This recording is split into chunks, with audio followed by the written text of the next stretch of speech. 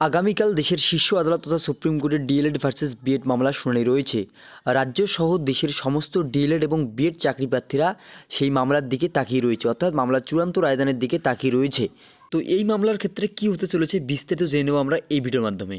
আপনারা জানেন যে এই বিএড ভার্সেস ডিএলএড মামলার শুনানি প্রথম থেকেই শুনে আসছিলেন বিচারপতি অনিরুদ্ধ বোস, কিন্তু গত শুনানিতে তিনি অন্যান্য কাজের জন্য অনুপস্থিত থাকায় সেই শুনানিতে উপস্থিত ছিলেন, অর্থাৎ বিচারপতি বেলায়েম ত্রিবেদী এবং বিচারপতি নার্সিমা রাওয়ের এজলাসে এই মামলার শুনানি হয়, কিন্তু সেই দিনও চূড়ান্ত রায়দান হয়নি।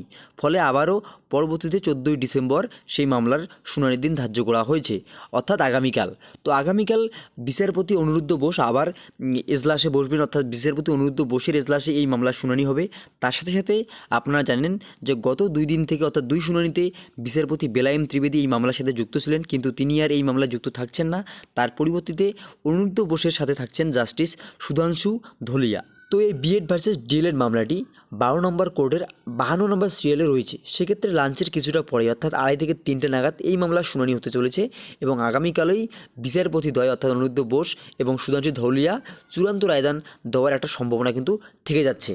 তো এই বিএড ভার্সেস ডিএলএড মামলাটি রাজ্যসহ দেশের সমস্ত বিএড ডিগ্রিধারীদের ভাগ্য নির্ধারণ করতে চলেছে প্রাইমারি নিয়োগের ক্ষেত্রে। কেননা দীর্ঘদিন ধরে সুপ্রিম কোর্টে বিএড ভার্সেস ডিএলএড মামলাটি বিচারাধীন। সেক্ষেত্রে প্রতিটি নিয়োগের ক্ষেত্রে, এমনকি আমাদের রাজ্যেও যে প্রাইমারি নিয়োগের ক্ষেত্রে অর্থাৎ প্রাইমারি টেট পরীক্ষার ক্ষেত্রে যে বিএডদের বসার সুযোগ দেওয়া হয়েছে, সেক্ষেত্রেও কিন্তু পর্ষদের তরফ থেকে বিজ্ঞপ্তি দিয়ে জানিয়ে দেওয়া হয়েছে বিএডদের ভাগ্য নির্ধারণ হবে সুপ্রিম কোর্টের রায়ের উপর। এছাড়াও কেভিএস রিক্রুটমেন্ট 2022 অর্থাৎ কেন্দ্রীয় বিদ্যালয়ে 2022-এ যে 13,000+ শূন্যপদের নিয়োগ হচ্ছে, সেখানে পরিষ্কার করে বলা রয়েছে বিজ্ঞপ্তিতে যে ডিএলএডরা বসতে পারবে ঠিকই, কিন্তু বিএডদের ভাগ্য নির্ধারণ করবে সুপ্রিম কোর্টের দিকে। অর্থাৎ কেন্দ্রীয় বিদ্যালয় নিয়োগের ক্ষেত্রেও কিন্তু বিএডদের সরাসরি নিয়োগ প্রক্রিয়া অংশগ্রহণ করতে সুযোগ দেওয়া হচ্ছে না। এছাড়াও আপনারা জানেন যে সিটেট পরীক্ষার ক্ষেত্রে বিএড এবং ডিএলএড উভয়দের সুযোগ দেওয়া হয়।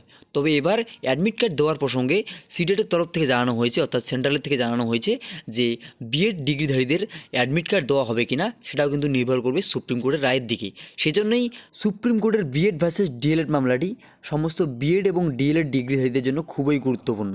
অন্যদিকে হরিয়ানা রাজ্যে বিএডদের সুযোগ দেওয়ার জন্য, অর্থাৎ এনসিটির রুলস ফলো করে সুযোগ দেওয়ার জন্য ডিএলএড কলেজগুলি অর্থাৎ ডিএলএড ইনস্টিটিউশনগুলো বন্ধ হওয়ার প্রচেষ্টা চালানো হচ্ছে। তবে যেহেতু সুপ্রিম কোর্টে এই নিয়ে মামলা বিচারাধীন, সেই মতো আপাতত এই সুপ্রিম কোর্টের রায়ের উপরই নির্ভর করছে হরিয়ানা রাজ্যের ডিএলএড কলেজগুলি অর্থাৎ ইনস্টিটিউশনগুলোর ভবিষ্যৎ। এই অবস্থায় আগামীকালকে রায়দান ভীষণ গুরুত্বপূর্ণ। এমতো অবস্থায় আপনাদের কি মনে হয়, আগামীকালকে ডিএলএডরা অগ্রাধিকার পাবে নাকি বিএড এবং ডিএলএড উভয়ই সমান সুযোগ পাবে? অবশ্যই আপনাদের মতামত কমেন্ট সেখানে কমেন্ট করে জানাতে ভুলবেন না।